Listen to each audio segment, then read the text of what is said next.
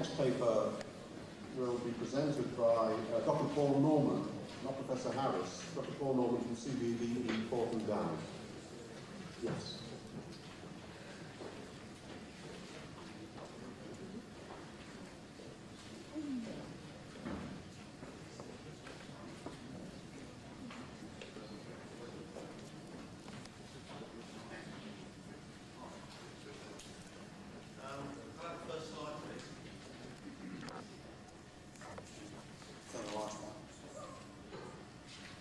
First slide, please.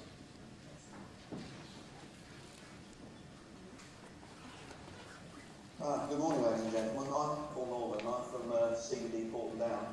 For those of you who don't know, we're the UK chemical defence establishment. We've been working on carbon now since 1916, so that's where I come from. This work was done in collaboration with Professor Robin Harris, who heads up the SRC solid state NMR facility at the University of Durham, and two graduate students, Tim Thompson and Jonathan Shaw. I'm not an expert in NMR, and I'm really, in this talk, just going to show you some of the things that NMR can tell you about absorption on carbon.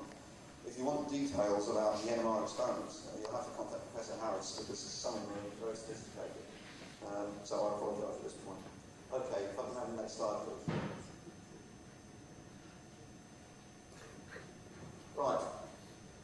This work was a spin-off of some work that we carried out at Portland looking at the absorption of organic vapours onto Fuller's Earth in particular. And we were quite interested to see if we could get any information on absorption onto carbon by using the NMR technique. And so really what the work was initially intended to do was basically to demonstrate the viability of solid NMR with a carbon substrate. Quite a few doubting Thomases in the carbon world, I hate to say, I don't think there's anybody here, said it won't work because we're going to have ring current effects on the carbon, on the graphene layers in the carbon, and you're going to get quadrupole broadening and you won't see anything.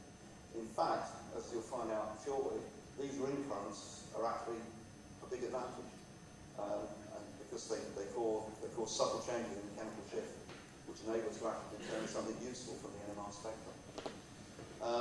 We were wondering if it could actually give us information on the absorption sites and on the pore system. And again, the talk's all about that, so I won't steal my own thunder. And can it give us any dynamic information? And again, the answer to that is yes, it can. And hopefully, by the end of 15 minutes or so, you might believe me. Right, another next slide. Well, as most of you here are absorbent people, I thought I'd better perhaps first of all tell a little bit about magnetic angle spinning NMR, or MAS, which some of you may have heard of, but may not know an awful lot about. And again, this is straight from Robin Harris, from one of his books, and I don't lay claim to any of this. Basically, what you have in a magnetic angle spinning NMR spectrometer is your sample, which is in a small sample tube, in fact holds about half a gram of carbon, placed in a magnetic field, and that green line there shows the direction of the magnetic field. If you go through all the theory of NMR, you can demonstrate the relationships between the various angles, where theta is the angle of the dipole there. Okay. Beta is the angle of the actual sample tube. S is the axis of spinning around. You can deduce this relationship from simple geometry. You can also show that the spread of the static spectrum can be proportional to 3 cos squared theta. This angle here, okay? And you could, for best resolution of the spectrum, with rapid spinning, so you get all values of chi, which is this angle here, between the axis of the spin and the angle of the dipole. You can reduce that to 0, and beta, in this equation here, is equal to 54.7 degrees, right? This term here becomes 0. So what that tells us is if you spin with the angle between the axis of spin and the applied field, beta, equal to 54.7 degrees, you get the best resolution. And for those of you who are interested in trivia, that's half the tetrahedral angle as well. And the effects of MAS are shown diagrammatically here on calcium acetate. This is calcium acetate taken statically, and this is nearly 8,000 hertz wide. If you spin the same sample at the magic angle at 54.7 degrees to the applied magnetic field, you get a much tighter and a much better defined resolution. While I'm talking about spinning, we're talking spinning these samples at 7,000 cycles a second. And we get nice resolution of that. There is a spin-off if you follow the pump. At 7,000 cycles a second, there's an awful lot of centrifugal force on the carbon. We can actually spin the adsorbate out of the carbon granule. And from that, we're doing experiments at the moment, trying to calculate forces and hence some of the energy we require to get the material out. But that's not what I'm going to talk about. It's just another observation that we've made. Right, next slide, please. Right, having talked. Next slide, please. And this keep going. Right. Everybody in the absorption world is familiar with absorption of water on carbon, so we thought that would be a good place to start to prove our point. So we've actually looked at the absorption of deuterium oxide on a nutshell carbon. And the reason we use deuterium is that we get an enhanced signal. Because with 1H water, we get 1H coupling, which pulls the signal out. So it took us a while to work this out, but eventually, once we started using deuterium oxide, we got some nice data. As you can see, the yellow lines show the NMR data, and the green lines show the classical gravimetric data. So there's reasonably good agreement between classical gravimetric and NMR. There are a few experimental problems in the time that it takes us to get the NMR tubes into the machine. And also, NMR is not an absolutely wonderful quantitative technique in the solid state particularly. But we get reasonably good agreement. And furthermore, on a whole range of different types of carbon, nutshells, BBLs, synthetic carbons, unaged carbons and aged carbons, we get pretty good reproducible results. The important thing is the spectrum consists of two peaks, basically, which you see in a minute. There's a sharp peak and a very broad peak. And if we look at the different peaks, the broad peak, for instance, the broad peak width changes as we go around the spectrum. And not only does the width change, but the shape of the peak changes. And this, or for an NMR spectroscopist, this is telling us a lot about molecular motion. And I'm going to talk a little bit about that in a little while. So we're not only getting absorption data, we're also getting data at a molecular level about the absorption sites. Right. So basically, this demonstrates a survival technique. The data we're getting out of it, and this is calibrated against an external standard, is pretty meaningful. We're not losing the signal anymore. Next slide, please. Right. The next thing we did was take some carbons, these are the nutshells which we activated ourselves with CO2. And basically what I want to show you is that the pore volume goes up from carbon A to carbon D. Carbon A has got very little pore volume, and this is deuterium oxide absorbed on the carbon.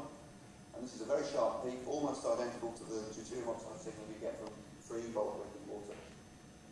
And this is taken to be water on the surface. As the pore volume increases, we get this second broad peak appearing, which increases in terms of the pore volume. And this was attributed to water actually going into the pore system. And as soon as it goes into the pore system, it experiences the fields from high electron clouds in the pores and shifts the signal down to about minus 5 to minus 10 ppm. So that really shows us that we are getting something out of the NMR system. Next slide, please. Right. Explore this a little bit more. If we take 3 commercial carbons, and one's a Peaker SC2, this is a Westvaco carbon, and this one's a PVDC that Dow Corning gave us, and we look at the sort of mesoporosity and microporosity, you can see that the peaks are quite different. The SC2 is very microporous. We get the bulk of the signal in this peak down here, which is shifted down to about -7. In the backs, which is fairly microporous, we're shifted well down here. But in the PVDC, which again has no meat, sorry, I'm getting mixed up in the green one. The PVDC, which has got microporosity, is down here. But the backs, which is got lots of mesoporosity, where the pores are fairly open, and the solvent won't be in close association with the walls of the carbon, we don't get such a big shift. So basically, the closer the molecules are in contact with the surface of the pores, the more shifted the signal is. Now, in fact, the guys at Durham now can take an unknown carbon run it, and they can give us a very rough estimate of whether it's micropores or mesopores just from the chemical shifts. And they've done it with several carbons. Now, you might say, well, we can already determine that by nitrogen absorption. This experiment takes about 30 seconds to a minute to run. So it's a nice quick way of screening the carbons. Next slide, please. Right. Again, going through very quickly. The broad NMR peak could be broad for one of two reasons. It could either be because of restricted molecular motion in the pore system, or it could be because you have a series of overlapping peaks. Now, restricted motion has been suggested by Wagner and others on the absorption of 2-chloroethyl phenyl sulfide in carbon. A series of overlapping peaks we can explore using measurement of relaxation times. What we've done here is measure the T1, which is the spin lattice relaxation time, which is the relaxation time of the magnetic dipole in the direction of the magnetic field, for the triethylphosphate absorbed on SC2, and we're looking here at the 31P solid state NMR spectrum.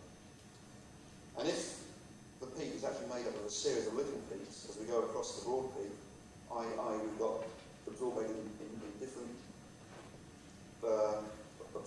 states of absorption, either directly absorbed on the carbon or a second layer absorbed in the pore, the relaxation time should change as we go across the peak. And that's exactly what happens. We measure T1, and as we go from -5 to -11 ppm across the peak, the relaxation time changes from about 0.5 of a second up to about 1.8 seconds. And this has got a temperature dependence as well. This is fairly hot off the press data, so we haven't had a lot of time to work with this. But basically, we can work out something about the molecular motion now of the molecules at different points across this peak. An interesting thing is that as we go down below 252K for TEP, there is a sudden break and the relaxation times increase at several seconds. And we think that might be something to do with a sudden phase change in the pore system. We don't actually understand it yet. It's telling us something, and we're still pursuing that one. Next slide, please. If we look at molecular exchange, if we take SC2 carbon and pre-equilibrate it with water, then we load TEP on it, and measure the 31P spectrum over several hours, we get a gradual change of the peak. These are stack plots. This is time and static. The broad plot peak doesn't appear to change. It does. It just isn't very obvious because it's so broad. But the sharp peak, which is the TP on the surface, gradually disappears. So what's happening? The TP is gradually displacing the water from the pore system, and it's going into the pore system. But this process is taking, say, 21 hours or so. It's even slower if we use cyclohexyl methylphosphonate, which is an even bigger molecule. You can in fact see the exchange, and if you give me the next slide. Okay, the red shows the TP decreasing. Okay, so that's the TP going into the pore system, and this shows the D2O coming out of the pore system at about the same rate. Again, very crude. These are actually very difficult experiments to do, and the students had a campaign in the lab for about 3 weeks while they were doing this.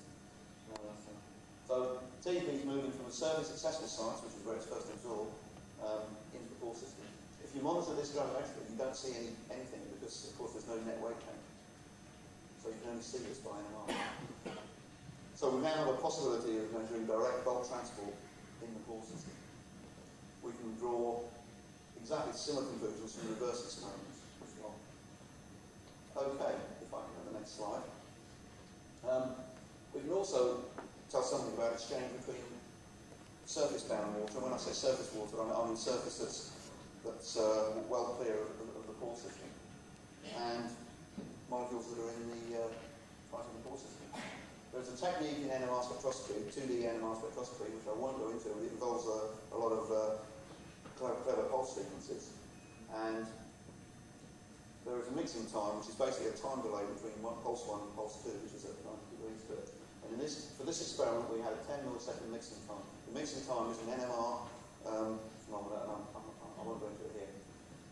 Basically, you derive a 2D spectrum, and this shows ppm across the top, and this shows ppm down the side, and these are the two peaks. This is the sharp peak here, which should lie on the diagonal, and this is the broad peak here, which lies on the diagonal. So There we go, that's the -6 peak, and that's the 0 peak peak. The principal peaks lie on the diagonal. If there are peaks off of the diagonal, it indicates there is exchange occurring between the two sides. And as we see here, this is the first experiment we did. We do get two small satellite peaks. Well, in fact, we get more occurring off of the diagonal. Now, this is telling us, or we think it's telling us, that there is actually an exchange on a 10 millisecond timescale between the water molecules deep in the pore system and the water molecules in more accessible sites. Now, this isn't conclusive because there are other effects we need to draw out, such as spin side lengths, etc. But we're doing additional echo experiments, and again, when it's explained to me, I follow the logic, but I can't explain it to you. It's very sophisticated NMR work, which have demonstrated that we are seeing some exchange on this time scale. So therefore, it should be possible now to actually measure the rates and from that thermodynamics of the water molecules exchanging. So we're not looking at static system once the molecule's in the pore. It actually looks from the NMR as if there is a dynamic situation going on and there's an equilibrium. Next slide, please. In conclusion, the MAS NMR has been successfully applied to the study of absorption of activated carbon substrates. The technique is quantitative and a range of new dye may be employed. We're looking now at activating carbon with O17 enriched water. So we can look at the O17 NMR of the activated sites. Different absorption sites can be distinguished, potentially a very rapid screening technique to determine whether carbon is micropores or not. And we can get dynamic information about molecular motion on the surface. The pore system is successful as the technique is developed. Kinetic will result. Okay? So that's basically now. I've got one last slide. We don't understand this. Somebody might have enlightened me. If we have an unresolved phosphate ester with a chiral centre, i.e. we have a racemic mixture, we get a split peak for the high frequency resonance for sharp signal. Similarly, if we take deuterochlorophyll, which is 4 possible tripolar orientations, it demonstrates a split peaking ratio of 3 to 1 for the high frequency signal. Okay, you can have it sat on the graphene layer with all the chlorines down and deuterium up, or there are 3 orientations with the deuterium down, and you'd expect a different deuterium signal. Does this mean that we're seeing different orientations in absorbate on the carbon surface? This is another interesting aspect which we're exploring at the moment. I'm nearly around out of time, so I better stop here. But thank you very much for your attention. Thank you very much. Are there any questions on the NMR? I'm not qualified to answer them. Are there any non-NMR questions before Dr. Norman? Yes, Dr. Lugar.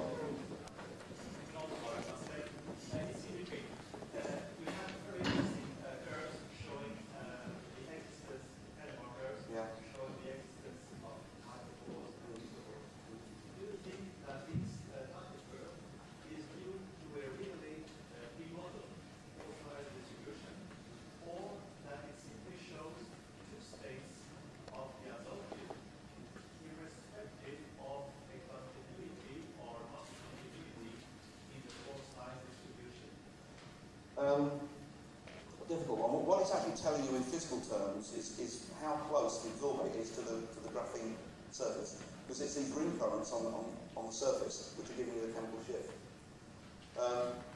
It's got to be telling you in some way how far away the molecule is from the actual surface. So I suppose it is telling you something about the spread of the pore sizes. We haven't got into it in enough detail yet to actually analyse it. There is a paper by Russell Drago in JACS, which was published at the end of last year, where he's actually described a technique called NMR porosity, and he's actually applied an NMR technique, not quite the same as we're doing, to actually give you PSDs. So that's all I can really say on that. Time for one more quick question, if there is one. There'll be an opportunity, of course, for further discussion of this very interesting paper at the end of the morning session. But we'll leave it there. Oh, sorry. I beg your pardon. Yes, one. Professor Singh. Well, just going to follow up quite very by Dr. Lugar. I think it would be interesting to see the form of the 2 layers that you have on your carbon nanotubes that you have. You refer to the 2 systems containing micropores. Yes. The microset micropores, yes. The other one with the distribution pore system. Yeah. If what you say is correct, I think you should see a qualitative difference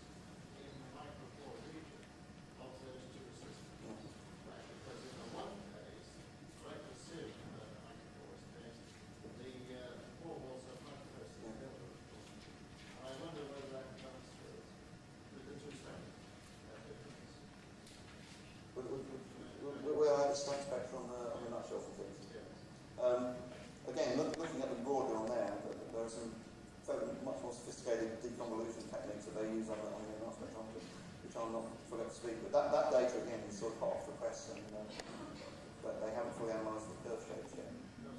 But well, no, I'm sure we'll talk about it later. Okay, thank you all very much. Thank you.